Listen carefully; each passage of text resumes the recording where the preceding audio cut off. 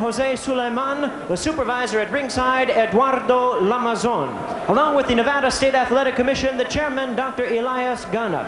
Now presenting the judges as appointed at ringside, Dave Moretti, Terry Smith, and Tommy Tomihara.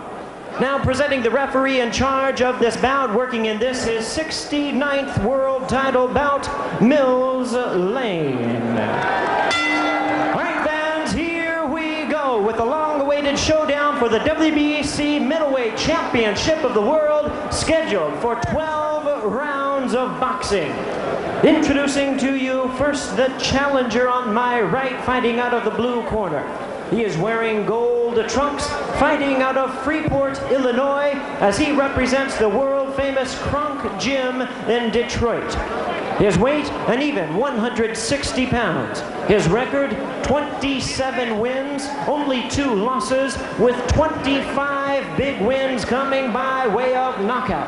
Introducing the former WBO middleweight champion, tonight the challenger, known as the G-Man, Gerald McClellan. And his opponent across the ring. On my left, fighting out of the red corner, is one of the great knockout artists in boxing today. He enters the ring wearing white trunks with red and blue trim, hailing from St. Thomas in the U.S. Virgin Islands. He weighed in at a ready 159 pounds. His outstanding record includes 46 wins, only 1 loss, and a tremendous 43 wins coming by way of knockout. He is the former WBA junior middleweight champion, the current defending WBC middleweight champion of the world, Julian the Hawk Jackson. Once again, here's your referee in charge, Mills Lane. All right, gentlemen, this is for the championship of the world. We've gone through all the instructions one time. Expect a tough, clean fight. Protect yourself at all times. Any questions from the challenger? Any questions from the champion? Let's get it on.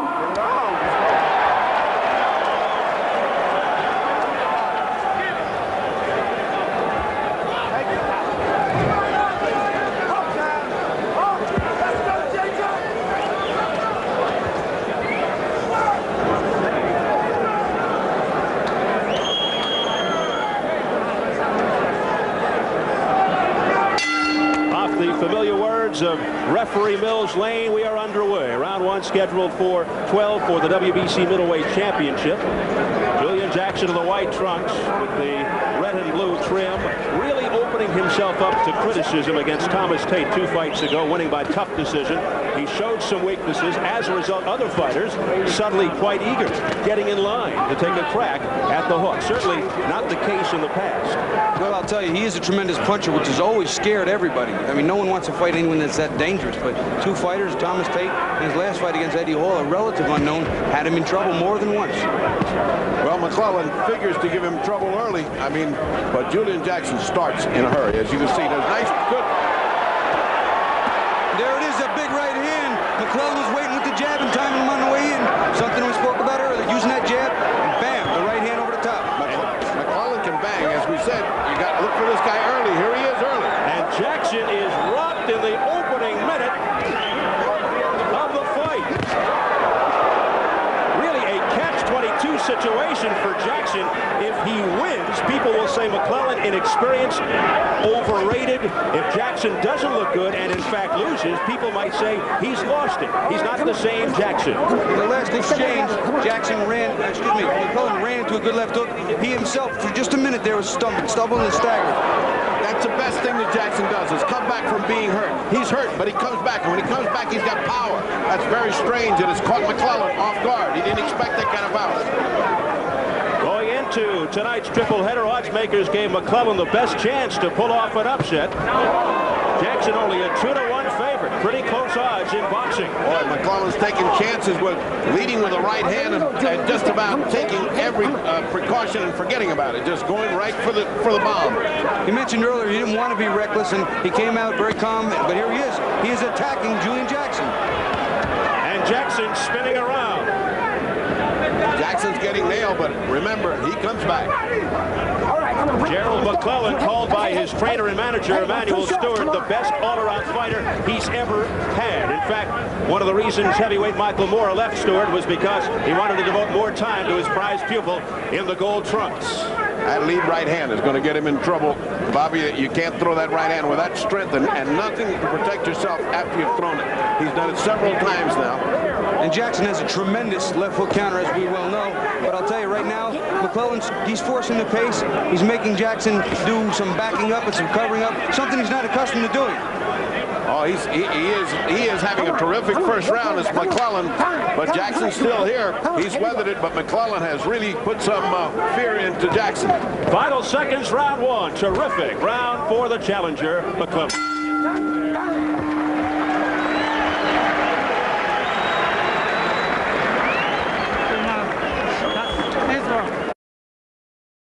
Now start looking for the counter. Now start looking for that counter. Both of us have said here, the counter to that right hand could just put McClellan on the canvas.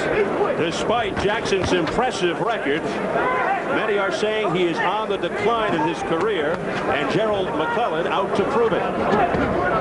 McClellan's best combination, a right hand to the head, left hook to the liver. 17 of his 25 knockouts, according to Emanuel Stewart, in that fashion. Again, you saw that right hand over the top. And something you have to worry about with punchers. The punches are all big, they're all heavy. If you start missing them, you get tired prematurely. And also, something that has probably plagued Jackson in the past few fights, he's knocked so many people out so easily that he doesn't pay as much attention to defense. Two good body shots exchanged, one by Jackson, one by McClellan. These guys are not letting any aspect of the punishment game go by. Both of them are punishing the body, both of them going with power punches to the head. This is a whopping middleweight title fight. And while most people anticipated a shootout, a slugfest, as we are seeing here at the outset, Jackson told us yesterday he thought it would be a more technical fight, that he'll pick his shots, set them up. He says McClellan is not a good boxer, although trunk fighters are generally good, sound boxers.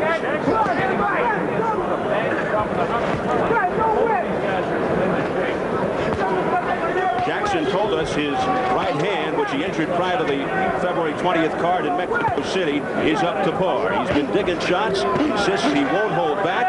When I mentioned that, McClellan questioned whether the hand was fully healed. Jackson laughed and said, why don't we test it on Gerald's head? But it's been McClellan who has been doing the testing to this point. Jackson's been a little more effective now using a jab. McClellan's laid off his jab a little bit, and it's gotten to be a little more chest-like right now, but the big bombs are still coming.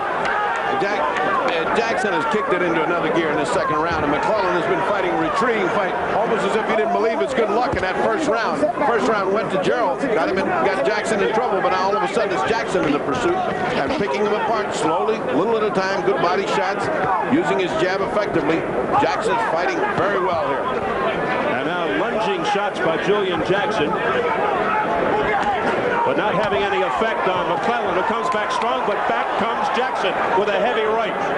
One thing about Julian Jackson, you can hurt him, but never count him out. Not only can he punch with both hands, but he inside this ring is a vicious, vicious man. McClellan thinks Jackson is looking ahead to Terry Norris, who is sitting ringside off to our right. Well, I don't know if either one of these two guys got anything in mind except survival here. And Gerald is looking scared. Big right hand by Julian Jackson, sending McClellan back.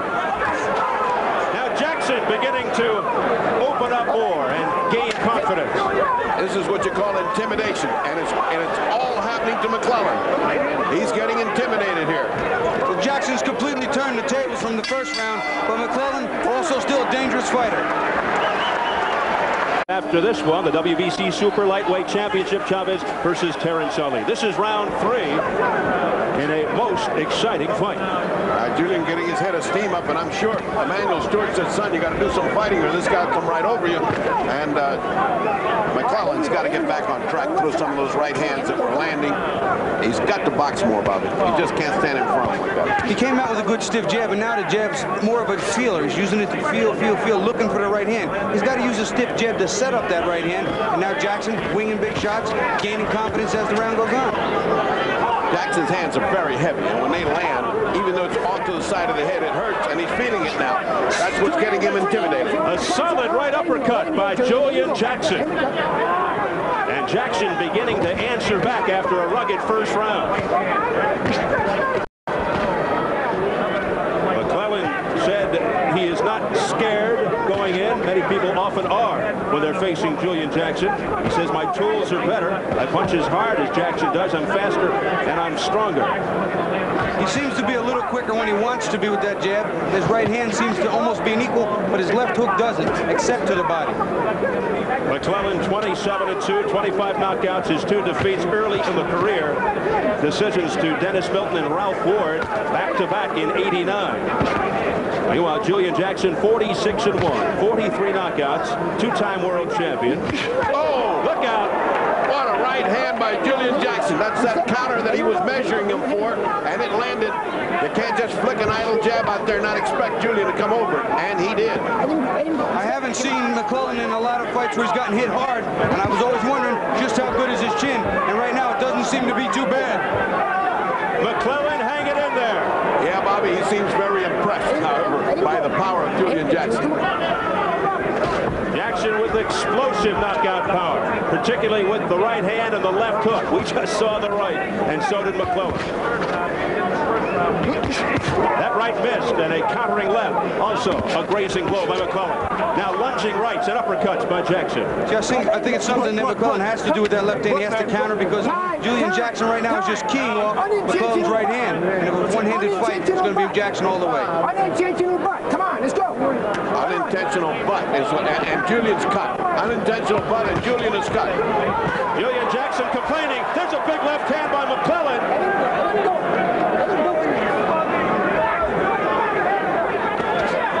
And now McClellan looking to measure Jackson off.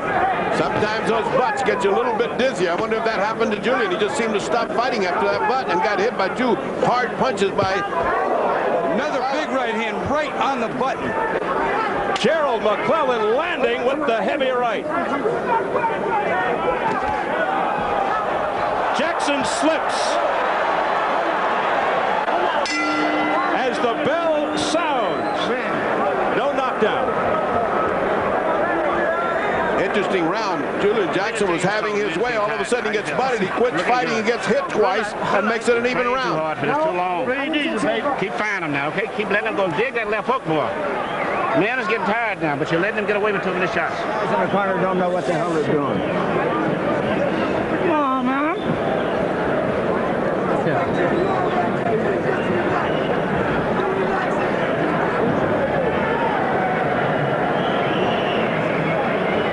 Let's take a look at that butt. It's on the bridge of the nose. It's not that bad. Let's take a look at it and see if we can see it well. There it is. Not bad. I don't see if that's a bad butt, Bob. No, it's really an accidental, but it didn't look like a bad one, but there is a cut from it, so it has to be noted. And I wonder if it stunned him because he just kind of stopped fighting. It wasn't the same intensity when he came back, and Gerald was able to land 2 or 3 good shots and even up the round. I mean, this is kind of an even fight right now, folks. There's blood streaking down the bridge of the nose of Julian Jackson, the result of that unintentional headbutt by Gerald McClellan in the 3rd round. We enter round 4. That cut will never be a factor. At the location it's at, he can bleed all at once. It'll never stop a fight there. And you know, sometimes blood ignites the killer instinct in a fighter. McClellan's fighting much better from the time the butt happened to now. Yeah, he's like he got a new life once he saw that blood come. Julian Jackson's lone defeat, 1986, against Mike McClellan for the WBA Junior Middleweight Title, a 2nd round knockout. See, there's something you'll see. He leaps in with that big hook. McClellan ducks, and that's where the heads clash. Yep. One step back. Come on, one step back. Has that been much mauling and brawling here? They've just been punching for 3 rounds. This is the first time any sign of a little bit of a rest coming from both fighters grabbing each other.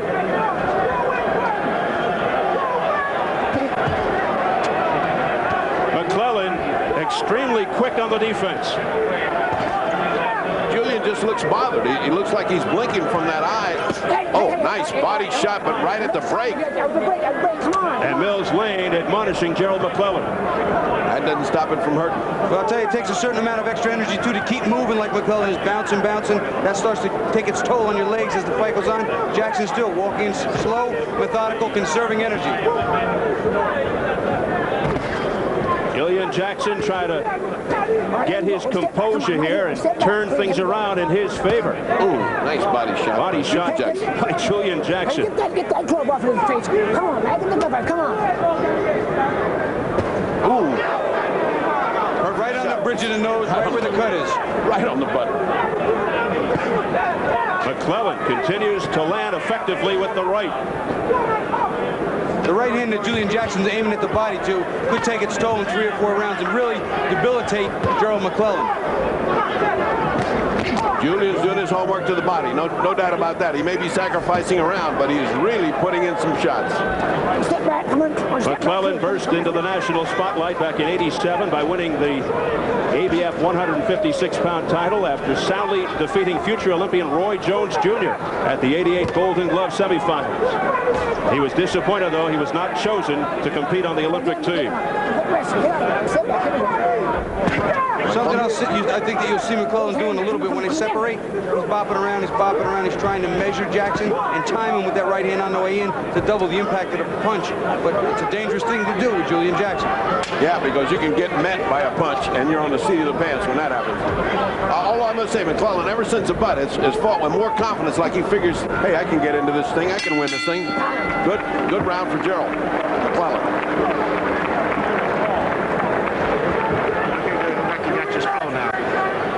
Your flow to move you. Oh, hit him up. He's bucking. To my leg. Relax. Hold on. Looking good, baby. Looking good. You got your flow now, okay? Settling, work too hard. All right. It was a 1-point deduction for the butt. What, on us? No. What he said? 1 point from him for the butt. Come on, they just got to get a little more aggressive. Yeah. Come on. Don't stand in front of him. You stand in front of him. Don't wait on him. You're only hitting one. Come on. Sorry, you're not getting two. Why did you punch?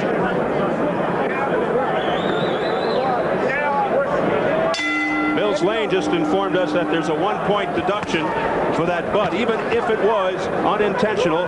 1 point off McClellan from back in the 3rd round. And in a close fight like this, Bobby, that is a big penalty. I think it's a bad rule, I really do. And you know, it only seems to be that if the butt causes a cut, if they would have just banged heads and he would have swelled his eyes shut, nobody would say a word. Yeah, but those are the WBC rules that he said, regardless of whose fault it was. I mean, it was Gerald's fault. There was a cut, there was a butt, and but you know, that neutralized the round because McClellan had taken that round, so you take a point away from him and you got an even round.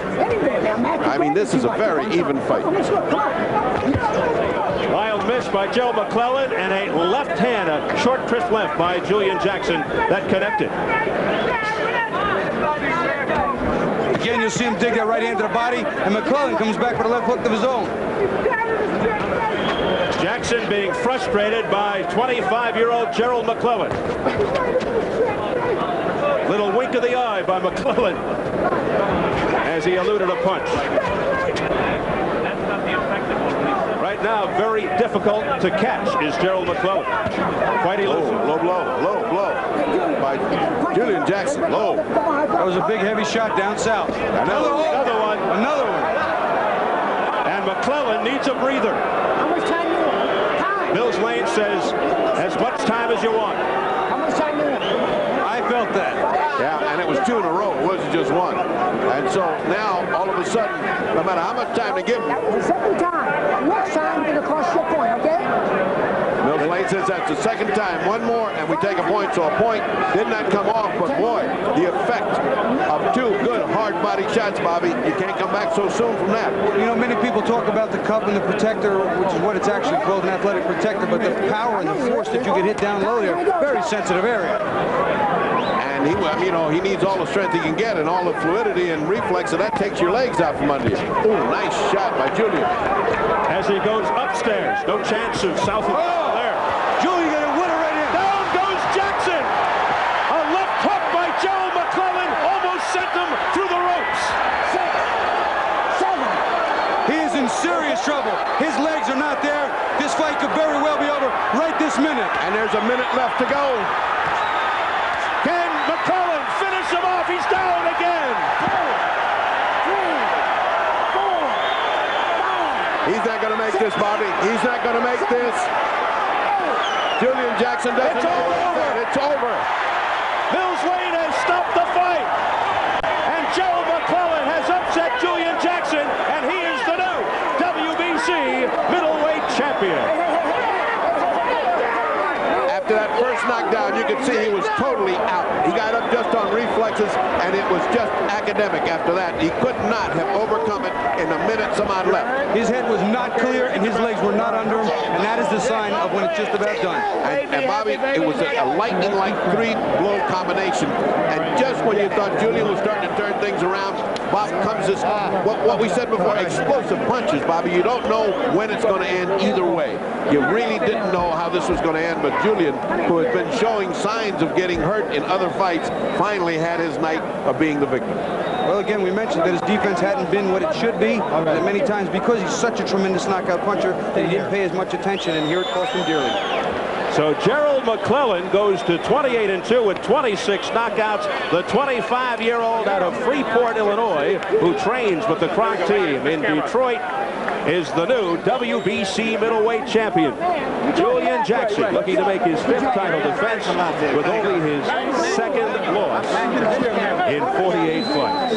Well, let's follow the course and demise of Julian Jackson. As first, let's pick it up from the low blow, and you can see it was a legitimate low blow, and you can see the damage. Look at that. I mean, that's way below the lettering, and down goes McClellan saying, I just can't continue. This gives him time to recuperate, but it looked like he was weakened when he got up, maybe giving Julian a lot of energy to think he's going to put it out. Now let's watch what happens. Well, here you come again. Right. Straight right hand down the pipe, and it was Ferdy a lead right hand, finishing it off with the left hand, and down is Jackson. Just what he's been trying to land, the right hand landed just like he wanted it. And here's the second one, and by this time it was academic because Julian was gone. That's it. Right there. It's the end of that. Again, his legs weren't under him, and his head wasn't clear, and you're not going to respond. His eyes just weren't, couldn't focus. He was just gone. Mills Lane did the right thing, stopping the fight. After that first knockdown, it was all over his academic, but I think he caught him by surprise with the right hand he'd been trying to land all night long, and he landed and followed up with the left really, really well. So a big surprise, but not quite so surprising because in this middleweight fight, we expected an explosion, and we got an explosion.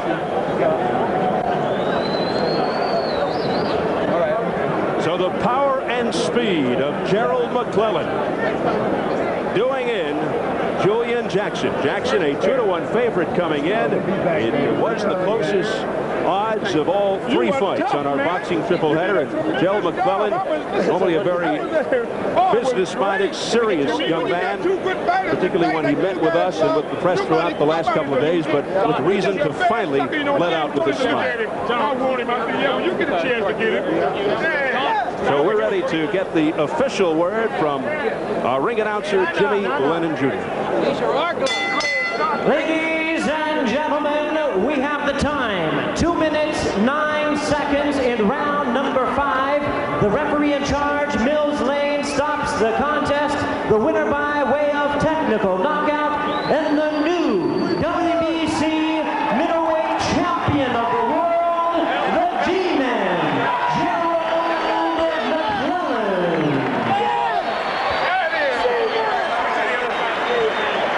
McClellan. God bless you. All right. So the first of 3 championship fights down.